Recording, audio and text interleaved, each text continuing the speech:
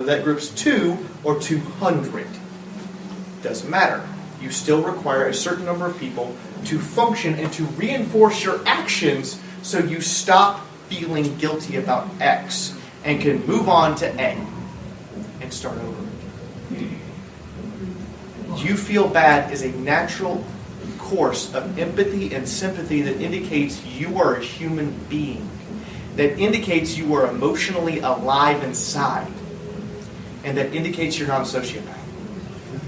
Because you can feel that guilt and you can feel the empathy for the wrong of your actions, and you're trying to make up for it. You are automatically a better person than you think. Alright, everybody, you can be mad at me. I made you all feel guilty about stuff. Wait for tomato or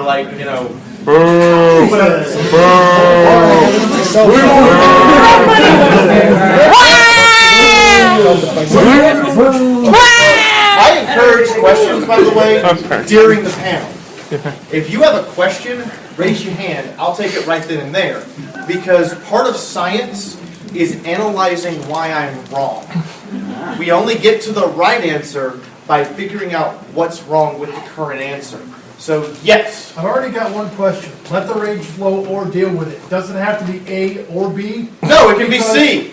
I was going to say, how could you deal with it if you never let loose, if you don't let go of what's pissing you off? I'm getting there. Okay.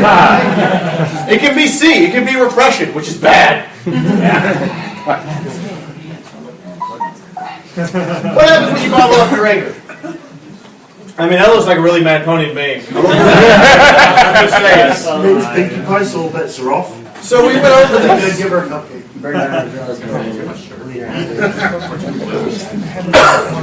Waterloo Castle, and I thought I'd want to ice cream. Maybe we should check out the Crystal Empire, because Twilight's castle is made out of crystals, so I totally had crystals on my mind. Okay, we better start moving if we want to. What's wrong with this? I'm gonna pause it here. Are you okay? Why is she getting mad? Trixie's just going over her day. She's explaining the process of order that has resulted in, well, the table being missing. But the point is, Trixie isn't doing anything wrong. Except she's not noticing the other party of the conversation. Yes and no. If you are mad at someone and you don't let it out, anything they do will piss you off. Yeah. Look at her eating saltine crackers like she's not doing anything wrong. You're just mad. Also, literally the next line. Are you okay? Yes. Right. Starlight ignores it. Why? She feels guilty about hurting Trixie's feelings. She's continuing her own cycle of repression by repressing her anger at Trixie over the current cluster crappium they're in. I have some very inventive ways of not actually using curse words. I should have applied that more. Starlight? Because you seem a little... what's the word? Bad. No, I am great. Did your saddlebag just glow? No. Give it. No, give it here. Don't. See this?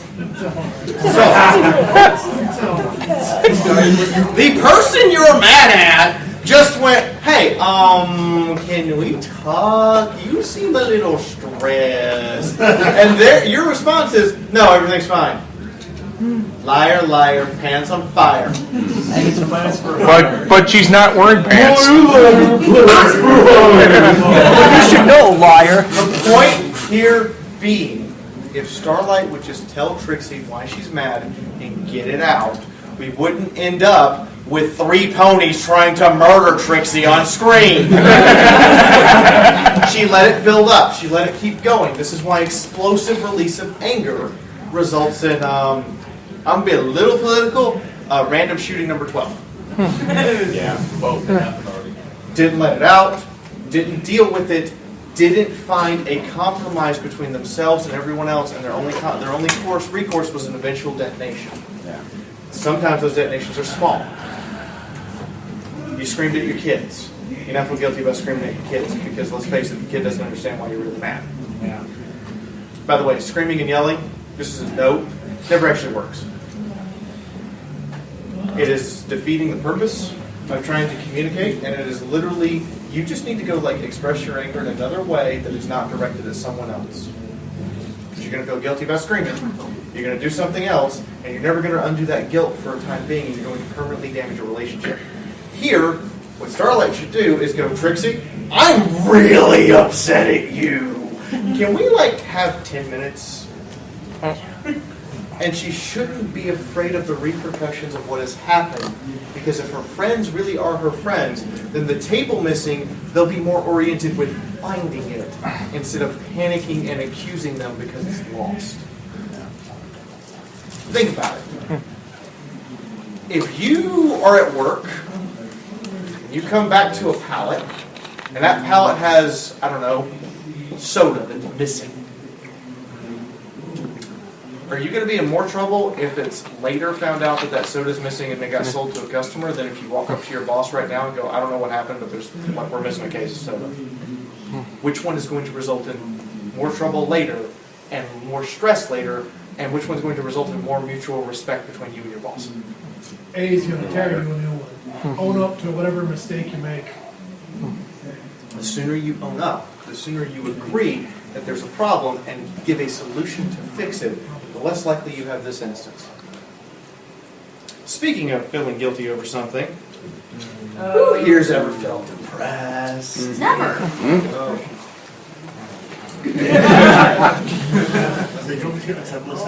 Depression and I are old friends. They will say it! Tell me that my friends are all lying to me and avoiding me because they don't like my parties! They don't want to be my friends anymore! Your friends are all lying to you and avoiding you because they don't like your parties and they don't want to be your friends anymore! God damn it, Spike. No! My friends don't like my parties and they don't want to be my friends! Listen to the words, it's important. Listen to them constantly repeating. So... Spike is not a physical creature in this case. Spike is a sounding board. The sounding board is your own head. What if she doesn't like this? Well, if she doesn't like this, then she's going to reject me. If she rejects me, then I'm going to go up in my room and cry. It just keeps repeating. There's no breaking. There's no getting out of it. You're stuck in it. The mind works on negative emotion by constantly focusing on it. When you don't have another outlet, something else to do, you just get stuck there. This is why depression happens. This is why most creative people are depressed. Yes? So, thought follows feeling, feeling follows thought. Yes. Feeling follows thought, feeling follows thought, follows feeling, and it's just a repeating number. Humans are static. We're very, very static in how we do things and what we do. Because of this, unless something outside of us changes the equation, we stay in a circle. It's how all of our emotions work. When you're really in love with someone, when you're really going all out for them, you constantly do better for each other. When you're mad at each other, you start doing things to spite the other one. When one of you is depressed and the other one's not intervening, you just get more depressed. Yes? So, sorry, but you were going to make a point about that's why creative people tend to be depressed. So do you mind if you elaborate more on that? Yes. So creative people are often depressed because the creation of something is how they break their cycle. But the problem is they have to get into that cycle to create. So what ends up happening is depression activates, they get into work mode and go work on something for hours or days at a time.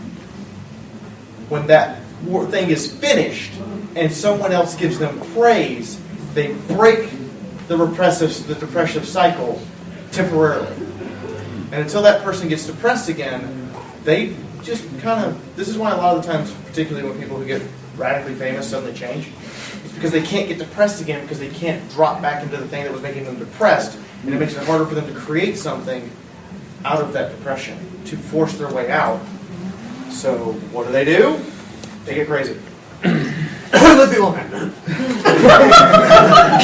Is that why creative people who are not quite yet famous or getting up there are often considered workaholics? Yes!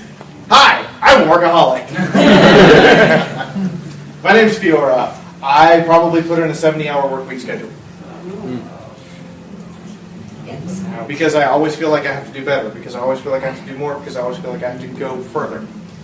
So what ends up happening, I end up doing stuff like this. This panel is a 116-page research paper that I have condensed into an hour and a half of me talking. Wow. Every one of my panels is between 40 and 100 plus research paper. Everything is condensed down into something that you guys can understand. Because if I sat here and talked about Foucault and Nietzsche and LeBlanc for the next hour and a half, you'd all look at me like, just to clarify, it is entirely possible to be creative without depression. Just some people, that's their normal way of doing it. They should learn hopefully a better way. It is entirely possible to be creative without depression. This is what is referred to as the euphoria creation. That is to say, you are happy, so you create. You create more to increase happiness, to share your feelings with others. And this is why some creatives are super happy all the time. They're trying to push that happy state they have onto others to increase their own happiness. Because they've hit a state at which they can't do it on their own anymore, and they have to express themselves in a way to push it to someone else to cause a recursive cycle between them and the other person. Right. Example, Pinkie Pie. Example, Pinkie Pie. Strangely enough, Pinkie kind of classifies as both types. All right, listen up. I have a whole lot to cover. There won't be a lot of pictures with the next slides, and I will try to keep the jokes to a minimum, no promises. But we're going to start getting into some nitty-gritty. Who here fears rejection? Why do we fear rejection? It hurts. Because it hurts. However, who here physically has the capability to just look at someone and go, no, for no other reason than you don't want to? Silver or... The point being, we naturally are in a state of acceptance. Okay, I don't know where my mouse cursor went, so we're going to do this again. Mouse cursor, there you are. Princess, leave me be, Twilight Sparkle. Princess. Best friend. Sorry it hasn't worked out how we wanted. But you have to believe me when I tell you that Nightmare Night is one of the most popular celebrations we have. Yes, I can tell by all the adoring shrieks of the children as they run away. She's tried her best. She feels like she's been rejected. Yeah. This is where you end up. The fact of the matter is, though, we as human beings need to figure out how rejection works for ourselves. We think, what if they reject us, and then don't do anything about it? But successful people are still just as scared of that as unsuccessful people. Difference being, the successful person makes it incredibly easy or in the best interest of the person they are proposing something to say yes. You want to go on a date? You want to date somebody? You go work out. You rehome your body. You shower. You make yourself look good. You get that person's attention, or you get someone else's attention that becomes interested in you. You improve yourself to reach out to someone else to form a connection, because in order to gain the attention of that person, you must improve your own self. You gain self-worth. With your boss, you want to execute Plan B, because Plan B will set up X, Y, and Z for the rest of the company and make more profit. But you can't lead with that. You have to explain how that goes. By explaining all of it and getting all the details, instead of just getting generalizations, your boss suddenly realizes, no, you've planned this out. You know what you're doing. I am more inclined to say yes. Yes, sir.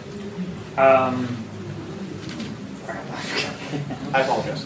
About the improving your body or whatever to make the date like you or something like that.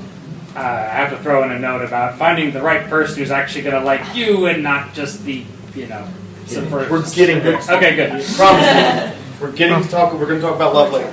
But the point here being, we as humans are naturally in a state in which we want to say yes because we know what rejection feels like and we don't want someone else to experience that. However, we cannot say yes usually because we have an issue. If, however, the person is prepared for that issue and has prepared themselves, they become the successful individual because while they fear the same rejection, they have gone through the necessary steps and work, because it is work, to create a situation in which saying yes is significantly more appealing or advantageous than saying no.